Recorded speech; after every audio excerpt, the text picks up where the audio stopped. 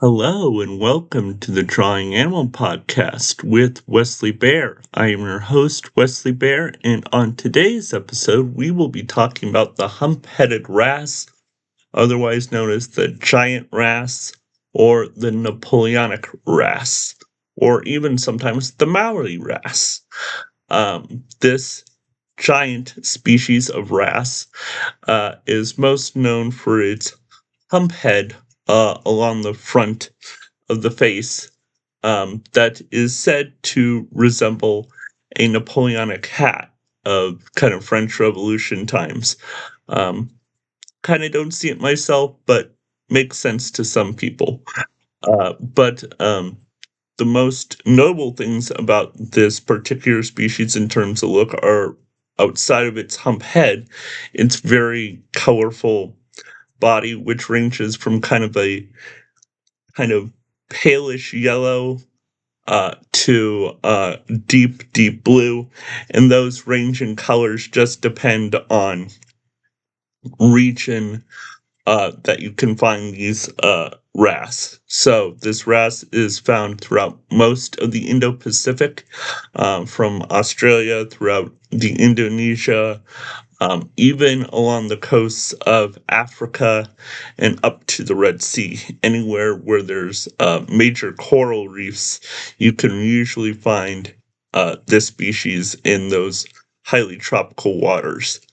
Um, this species is known also for its gigantic size, of course, giving it, of course, its other name, the giant wrasse. They're about 400 to 500 pounds and up to 6 feet in length. So definitely a huge beast of a fish. And of course, due to their very strong teeth and jaw muscles, this makes them primary carnivores along the reef. They don't feed so much on fish, but they will feed primarily on those very tough sea creatures that most other sea creatures avoid. They will crunch on starfish, mollusks, sea urchins, snails.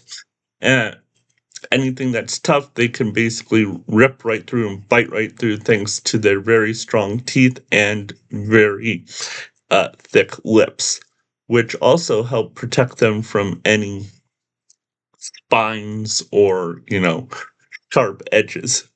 And thanks to their system, they are basically able to filter out also a lot of toxins. So even poisonous creatures, such as like those sea urchins or certain starfish, prove no problem for these voracious carnivores, though they themselves have been fed on by things such as, of course, sharks, but still an overall tough species.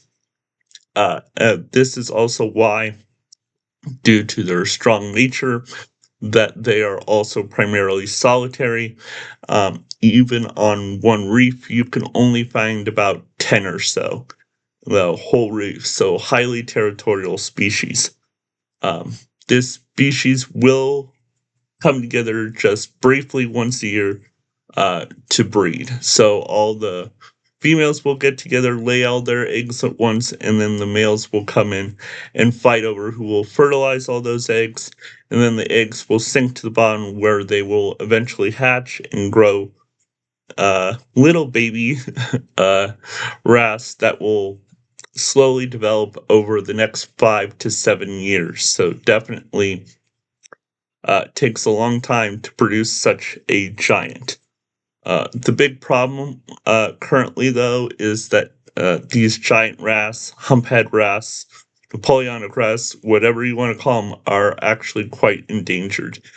This is due to habitat destruction along coral reefs, but also they are a highly prized fish in terms of hunting, and so the species has been heavily hunted for its meat and kind of almost a game fish because of its kind of giant and very strong nature that makes it kind of like a sought after fish in terms of just being, that tough catch everybody wants to get at.